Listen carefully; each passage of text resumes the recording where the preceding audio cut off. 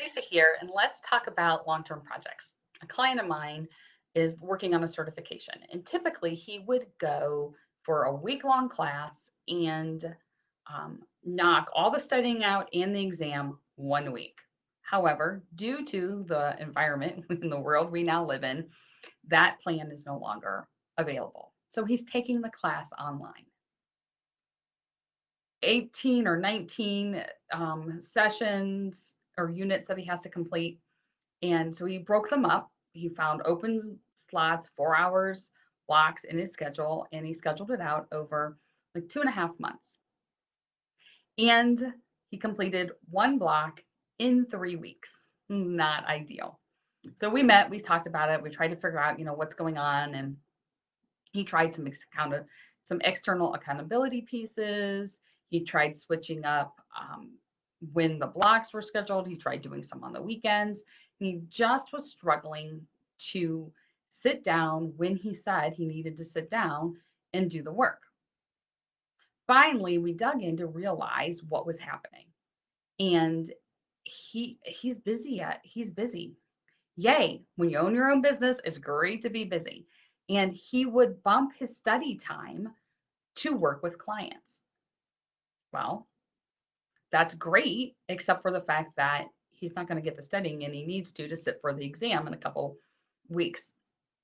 And so we started to fine tune where his blocks were placed. And what we realized was that in general, he doesn't have a lot of clients requesting meetings or needing his input or phoning in or emailing at the beginning of a Monday or at the end of the Friday. At the beginning of the Monday, they're all getting themselves ready for the week, so they're not reaching out to him.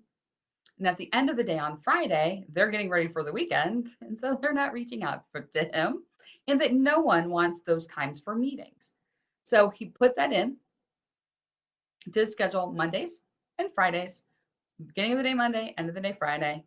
And I am pleased to report that he has been able for 3 straight weeks to study in the times that he has allotted. So he's more than halfway through the curriculum. He's in great shape to finish in plenty of time without having to cram it all in on a weekend in order to take his certification exam.